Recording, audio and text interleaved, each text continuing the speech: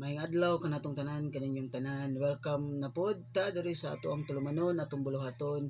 Kung asa kita motanaw og mga panghitabo sa atong palibot, sa nasod o sa asang lugar og atong tagaag komento, argumento ug opinyon nga nagabasi sa pulong sa Ginoo. So ato nakita mga igsoon mga higala no nga usa sa disgrasya sa mga sakyanan, sa mga truck, sa mga 10-wheeler katong naay mga karga nga van na apig ginapiapi nga mga sakyanan no. Grabe kaayo, di gyud nato matag-an ang atong kinabuhi, di gyud nato matag-an kung kanus ata unsay mahitabo sa unahan. Mananingon ang pulong sa Ginoo mga igsoon mga higala, iya tang gipahimangnuan diri sa Salmo kapitulo 121 bersikulo 8.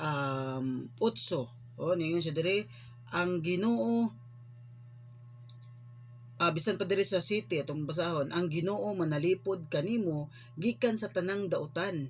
Siya manalipod sa imong kalag. Sa 8, ang Ginoo manalipod sa imong pagawas ug sa imong pagsulod gikan niini nga takna ug bisan sa walay katapusan. So muna igsoon mga higala nga before gyud ta mo lakaw sa atong panimalay, before ta mo biyahe, magampo gyud ta sa Ginoo. Mangayo gyud tag kaalam sa Ginoo, mangayo gyud tag proteksyon sa Ginoo. Kay ang Ginoo ra gyud manalipod kanato. Kay wa gyud ta kahibaw kung unsay mahitabo sa unahan. Mo ni nahitabo karon.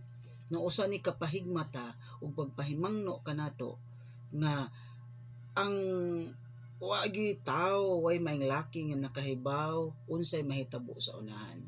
Busa karon mga igsoon mga higala, pahimangnuan pud ta mo nga sa umaabot ang tao na amigi katapusan ug ang padulngan sa tao either langit or impierno. Kung ikaw igsoon higala wala pa kay relasyon sa Ginoo, wala pa ka nahimong parte sa pamilya sa Ginoo, adto jud ka padulong sa impierno. Kay nag-ingon na ang pulong sa Ginoo. Muna unsaon man nato para di ta maadto sa impierno, atong dawaton og tuhuan si Kristo, isip atong bugtong og personal nga manluluwas. Kay naingon sa siyang pulong sa John chapter 14 verse 6, niyon siya, ako ang dalan, ako ang kamatuoran, ako ang kinabuhi, ug walay makaadto-ngadto sa Amahan nga dili o pinaagi kaniya.